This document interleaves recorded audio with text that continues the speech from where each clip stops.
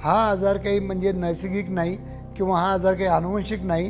हा तुम्ही स्वतःच म्हणजे ऑटोजिनस म्हणजे तुम्ही स्वतःच तुमच्या बॉडीमध्ये उतरून घेतलेला एक आजार आहे.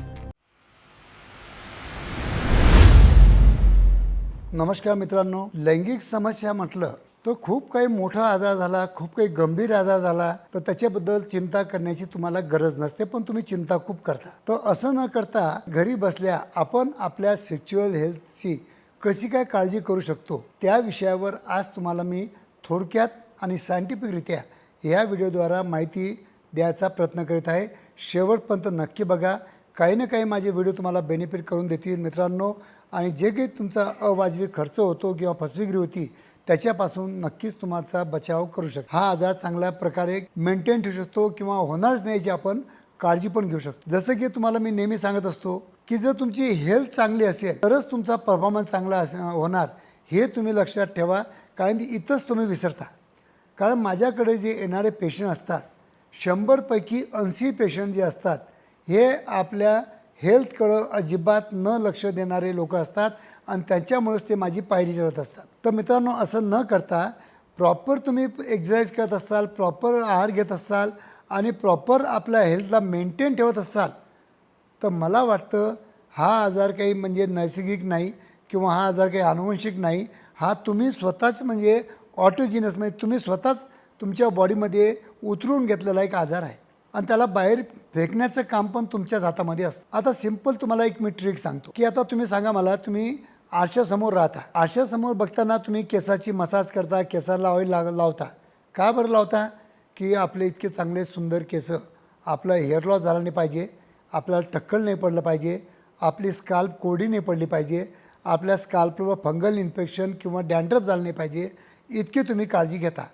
किंवा आपल्या फेसवर थोडासा एखादा डाग दिसला तरी तुम्ही चांगले चांगले ऑइंटमेंट लावून तुम्ही त्याला दूर करण्याचा प्रयत्न करता. रोज तुम्ही सकाळ संध्याकाळ चेहरा वॉश करता, मॉइश्चरायझिंग वॉश करता, मग काही मॉइश्चरायझिंग क्रीम लावता आणि काळजी करता. आणि म्हणून तुमचा चेहरा टवटवीत दिसतो, फ्रेश दिसतो, ताजंतवानं दिसतो, तिथलं ऑक्सिजनेशन चांगलं होतं आणि त्याच्यामुळं तुम्हाला कोणताही फेसचा म्हणा किंवा केसांचा आजार पण तुम्ही घरच्या घरी टाळत असता. पण त्याचप्रमाणे आपण जर विचार केला तर आपण आपल्या इंद्रियाची किती काळजी घेतो हे तुम्ही थोडंसं विचार करा. कारण की डेली आपण आंघोळ करतो केव्हा आपण विचार करत नाही की इथले प्युबिक हेअर्स काढून आपल्याला स्वच्छता ठेवणं महत्त्वाचं असतं. एक, आपली स्किन मागं पुढं करून याची पाठीमागची स्मेग्मा साफ करणं, कारण तिथं स्मेल येतं तर ती साफ करणं पण बरेच लोकांना जमत नाही किंवा करत नाही. काही लोकांची स्किन टाईट पण असते, त्याला मी फायमोसिस म्हणतो.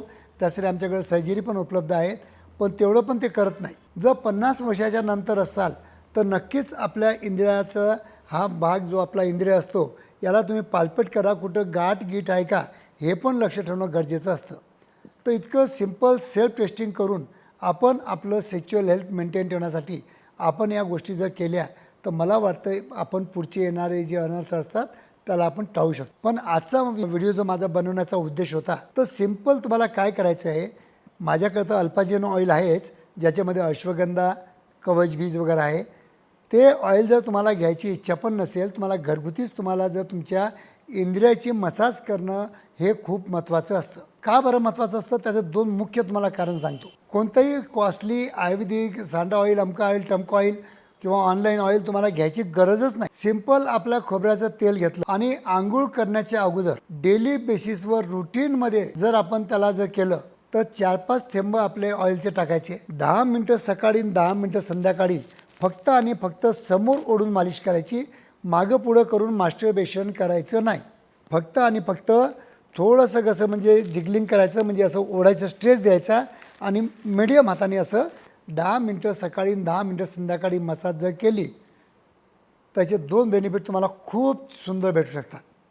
एक, इथलं ब्लड सर्क्युलेशन वाढण्यासाठी मदत होते.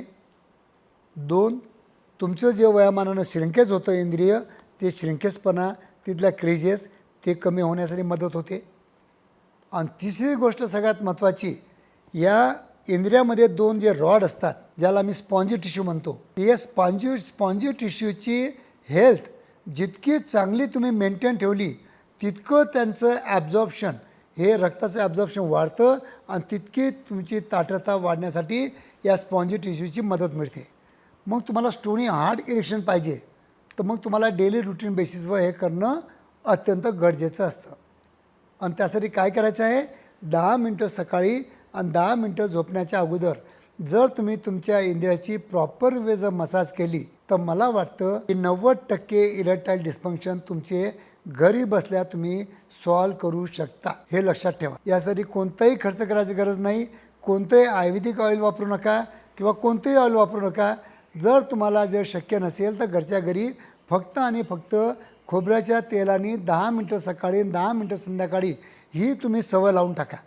ज्याप्रमाणे मी तुम्हाला सांगितलं होतं ना, किगल एक्सरसाइज, लघवीला फक्त जायचं, स्टॉप अँड स्टार्ट करायचं, त्याचप्रमाणे ही पण सवय लावा. जर किगल एक्सरसाइजमुळे तुमच्या शीघ्रपतनावर ताबा मिळेल आणि ह्या मसाजमुळं तुम्हाला नक्कीच स्टोनी हार्ड इरेक्शन येण्यासाठी मदत मिळते. त्याच्यामुळे फिलिंग येतात, त्याच्यामुळे हार्मोन सिक्रेशन वाढतात, त्याच्यामुळे सेन्सिटिव्हिटी कमी होते.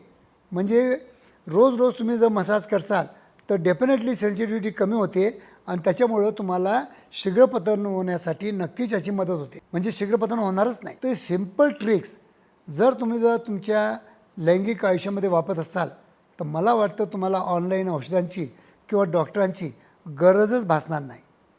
तरी हा व्हिडिओ आवडला असेल मित्रांनो तर नक्कीच आपल्या जवळच्या मित्रांना नक्कीच शेअर करा आणि माझ्या मराठी बांधवांना त्याचा बेनिफिट करून द्या. धन्यवाद.